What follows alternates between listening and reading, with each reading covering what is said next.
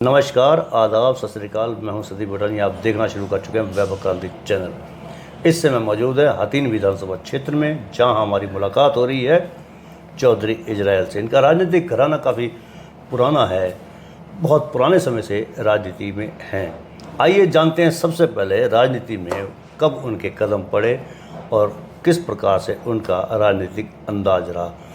चौ साहब, सबसे पहले तो मुबारकबाद, आपने हमें न्योता दिया आज बुलाने का। ये बताइए कि आपकी जो राजनीतिक शुरुआत थी वो कहाँ से हुई है? सबसे पहले तो मैं आपका धन्यवाद करता हूँ, शुक्रिया अदा करता हूँ तहे दिल से आपकी खुशामदीद। आप हथीन मेरे घर पे आए, इस बात का सबसे पहले मैं आपका धन्यवाद है। जहाँ घराने की बात है, मेरे परदादा चौधरी दूंदे खान जी, जो चौधरी राधे लाल जी बहिर के पंच हुआ करते थे, उस वक्त से लेके उन्होंने उस वक्त भाईचारे को पूरा कायम रखा, पूरा बढ़ावा दिया। कोट बहिर का जो प्यार है आज भी उसकी मिसाल कायम है, और भाईचारे के लिए और समाज की सम्मान और इज्जत के लिए हमारे दादा परदादाओं से हमारा घर इस बात के लिए हमेशा दोनों समाज में मशहूर है। चाहे वो हिंदू समाज हो चाहे मुस्लिम समाज हो, दोनों समाजों की हमारे पूर्वजों को हमेशा बराबर इज्जत रही है। दादा दूंदे खां के बाद हमारे चौधरी सुलेमान की जो दादाजी हमारे सन 68 में उन्होंने इलेक्शन लड़ा विशाल हरियाणा पार्टी पे, जिसका निशान था उगता हुआ सूरज।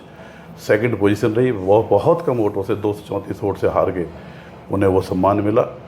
चलो एमएलए नहीं बन सके, लेकिन 68 में हमारे दादाजी ने इलेक्शन लड़ा। उसके बाद में 72 में वो बहुत कड़े संघर्ष में चेयरमैन बने, 10 साल चेयरमैन रहे। उसके बाद मेरे वालिद साहब जो जलीब खां जी ने विरासत संभाली, गांव के जब से सरपंच रहे, जो हमारे दादा परदादा से चली हुई सरपंची थी, 5 पीढ़ी तक वो सरपंच की हमने वो गांव की प्रधानी संभाली।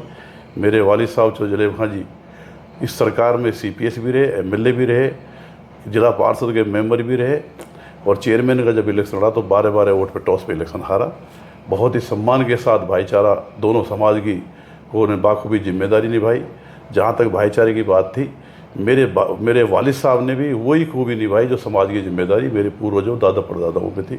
और मेरे वालिद साहब जब 17 सितंबर 2017 को यहाँ से दुनिया से विदा हुए, तो हर समाज के आदमी ने उनके लिए दुख व्यक्त किया, दुख में शामिल हुए, और बहुत सम्मान के साथ दुनिया से उन्होंने विदाई ली।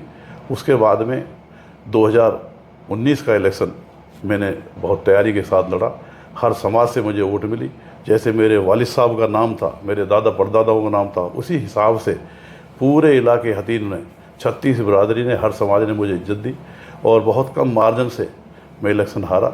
चाहे मुझे हराया गया बीजेपी के द्वारा, चाहे मैं हारा, लेकिन बहुत कम मार्जिन था मेरा। मुझे लगा कि इस इलाके ने, समाज ने मेरे दादा परदादाओं के नाम पर मुझे जो इज्जत दी है, मुझे वो इज्जत महसूस हुई, और आज उसको मैं महसूस करता हूँ।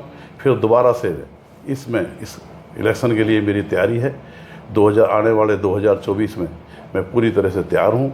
हुड्डा साहब के साथ, हुड्डा साहब जो मेरे बुजुर्ग हैं, मेरे वालिद साहब के साथी हैं, जिन्होंने मेरे वालिद साहब को सम्मान दिया, मुझे भी वो बराबर प्यार दे रहे हैं। उसके साथ साथ मुझे लग रहा है इस बार जनता मुझे जिम्मेदारी संभालेगी, और इस जिम्मेदारी को संभाल कर मेरे जो वालिद साहब ने जो खिदमत की है, सेवा की है, उस खिदमत को दोहरा करके मैं इस इलाके की दोबारा से खिदमत भी करूँगा, सेवा भी करूँगा, वालिद साहब के नक्शे कदम पर भी चलूँगा। चौधरी साहब, बात आप जीतने की कर रहे हैं, बात आप खिदमत करने की कर रहे हैं, लेकिन कांग्रेस है, संगठन है नहीं अभी तक। 9 साल हो गए आज कांग्रेस को, संगठन बना ही नहीं जिला स्तर पर। वजह क्या रही है कि बिना संगठन के, बिना सेनापति के आप लोग जीत पाओगे? तो अभी हमारे प्रभारी जी दीपक बावरे जी ने कल सबको बुलाया है, हल्का वाइज पार्लियामेंट के हल्का वाइज बुला रहे हैं। कल फरीदाबाद पार्लियामेंट के सभी वर्कर्स को, सभी जिम्मेदारों को, सभी जो मेंबरान हैं कांग्रेस सदस्य पर, उसके कार्यकारिणी के सबको बुला करके सबकी राय लिए, और हमने ये बात प्राथमिकता रखी है कि जब तक संगठन नहीं होगा तो हमें इस बात का वो मिल रहा है, हमारा संगठन, उन्होंने हमें आश्वासन दिया है कि बहुत जल्दी संगठन बनकर आपके सामने आ जाएगा। हमारी जो जिला की जो अध्यक्ष की पोस्ट है, उस पर जल्दी से जल्दी हमारा जिला अध्यक्ष नियुक्त हो जाएगा। जैसे कि आप चुनाव की बात कर रहे हैं, तो 2024 में चुनाव जब होंगे, अक्टूबर में पिछली बार 2019 में चुनाव हुए थे, कितने मार्जिन से हारे थे आप? देखो, मैं 2800 वोट्स के मार्जिन से मुझे हराया गया था, और मेरी जो काउंटिंग थी उसमें बराबर गड़बड़ चलती रही। रात के 9-10 बजे तक वो काउंटिंग चली, और हालात ऐसे पैदा हो गए थे, अगर मैं अपनी समझदारी से काम नहीं लेता तो शायद वो झगड़ा बढ़ने की उम्मीद थी। मैंने इस इलेक्शन को अपने वालिद साहब के नक्शे कदम पर चल करके जिस तरह से उन्होंने शांति और सद्भावना बनाए रखी, उस शांति सद्भाव बनाने के लिए मैंने वो कुर्बानी दे दी। अगर आगे हमारी कहीं इस इलाके में कोई झगड़ा या अशांति ना फैले, इसलिए मैं वहाँ से काउंटिंग छोड़कर आ गया और लोग बीजेपी उन्होंने अपनी मनमर्जी चला कर मुझे हरा दिया। अगली बार मुझे उम्मीद है बहुत बड़े मार्जिन से मैं यहाँ से जीत कर निकलूँगा और दोबारा से मुझे जैसे मेरे वालिद साहब को मौका मिला, मुझे भी मौका मिलेगा। किन किन मुद्दों के साथ चुनाव लड़ेंगे? क्योंकि 2019 में प्रवीण डागर चुनाव जीते थे, जैसे कि आप कह रहे हैं कि हराया गया था, लेकिन हम तो कहेंगे कि चुनाव प्रक्रिया के दौरान वो जीते थे। प्रवीण डागर ने विधायक बनने से पहले कौन कौन से ऐसे वायदे किए थे जो आज तक वो पूरे नहीं कर पाए हैं, और कौन से ऐसे वायदे उन्होंने फटाक से पूरे कर दिए? प्रवीण डागर जी ने जहाँ तक वादे किए हैं इलेक्शन में, चाहे वो विकास की बात हो, आज तक हतीन में 9 साल में ऐसा कोई विकास देखने को नहीं मिल रहा जो प्रवीण डागर जी ये कह सकें बिरादरी में आके अगर मैंने ये विकास कराया है, बीजेपी ने ये काम किया है। हतीन के लिए कोई ऐसी सौगात, ऐसा योगदान अभी बीजेपी की सरकार की तरफ से, एमएलए प्रवीण की तरफ से कोई ऐसा काम नहीं हुआ है। पब्लिक प्रवीण डागर को, बीजेपी को पूरी तरह नकार चुकी है। बात की जाए तो आप अगर सांप्रदायिक बात की जाए, 2 संप्रदाय को बीच में चुनाव हमेशा ये तैरता रहता है, मुस्लिम और हिंदू के बीच में। हालांकि सांप्रदायिक बात अगर ना की जाए तो अच्छी बात है, लेकिन चुनाव कहीं ना कहीं वहाँ पर आगे टिकते हैं। मुस्लिम कैंडिडेट्स में भी आपके जो विरोधी हैं तैयब हुसैन, वो लगातार सक्रिय रहते हैं। इस बार भी, पिछली बार वो बीएसपी से लड़े थे, इस बार भी आज वो इनेलो में ज्वाइन कर लिए हैं। तो क्या मानकर चलते कि ये जो मुस्लिम प्रत्याशी और हिंदू प्रत्याशियों के बीच में जो बंटवारा होता वोटों का, कि कितना इसके प्रति आप सही मानते हैं? देखो, जहाँ हतीन विधानसभा की मैं बात करता हूँ तो यहाँ हिंदू मुसलमान की ऐसी कोई बात मुझे देखने को नहीं मिली। हिंदू जो कैंडिडेट होता है मुस्लिम की वोट लेता है, और मुस्लिम जो कैंडिडेट होता है हिंदू की वोट लेता है। जब मैंने 2019 के इलेक्शन लड़ा था मुझे 8000 वोट मिली थी, और तैयब हुसैन ने जब बसपा से इलेक्शन लड़ा तो उसे 12000 वोट मिली थी। हर्ष कुमार जी के लिए 8000 वोट मिली थी। प्रवीण डागर जी के लिए मुस्लिम में 2500 वोट मिली थी। जहाँ तक हतीन का भाईचारे की बात है वो मजबूत है, और चाहे मेरे पूर्वजों ने, चाहे मेरे वालिद साहब ने उसको मैं मजबूती दी है, और मैं भी मजबूती देने का योगदान कर रहा हूँ। मुझे लगता नहीं। और जहाँ तैयब हुसैन की बात है, तैयब हुसैन कभी जीतने के लिए कैंडिडेट ना रहा है, ना 2019 में ना 2014 में।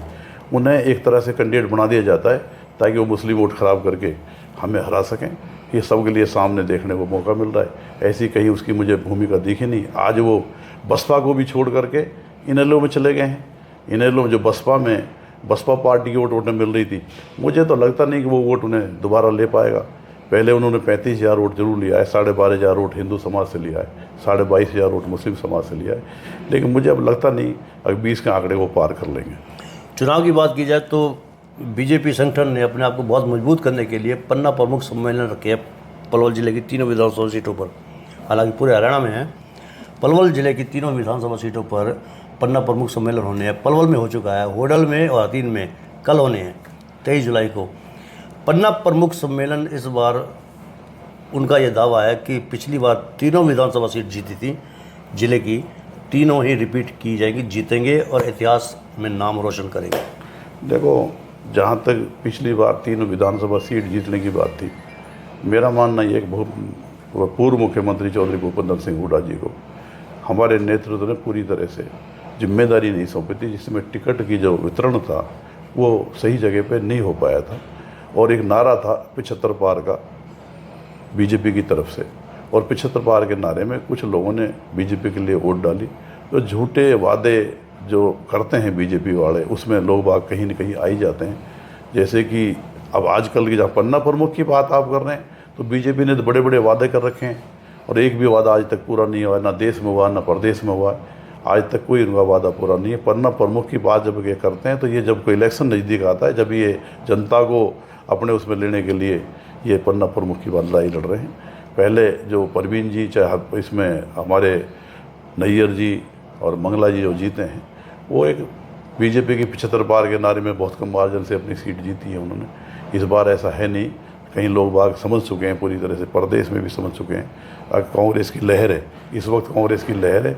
और जो हमारे आदरणीय चौधरी उदय भान जी जो अध्यक्ष बनाए हैं, और हमारे जो CLP लीडर भूतपूर्व मुख्यमंत्री जो भूपेंद्र सिंह हुड्डा जी, इनकी जोड़ी जो हरियाणा को लेकर चल रही है, जिस तरह से हरियाणा में कांग्रेस की लहर चल रही है, मुझे ऐसा लग रहा है, ऐसा महसूस हो रहा है कि इस बार ये 3 सीट जिले की नहीं, बाकी पार्लियामेंट की 9 की 9 सीट कांग्रेस जीतेगी।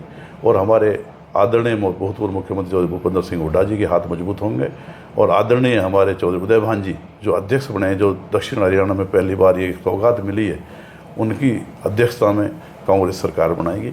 और ये जो 3-3 एमएलए यहाँ जीते थे, 3-3 एमएलए यहाँ पलवल जिले में हारेंगे। नीचे जो आप देख रहे हैं यूट्यूब चैनल, इसको आप लाइक करें, सब्सक्राइब करें, कमेंट बॉक्स में जाकर एक प्रतिक्रिया अवश्य दें और इस लिंक को ज़्यादा से ज़्यादा शेयर भी कर दीजिए, क्योंकि वोकल फॉर लोकल के लिए आपका इतना सहयोग हमें ज़रूरी है। धन्यवाद। जय हिंद, जय भारत।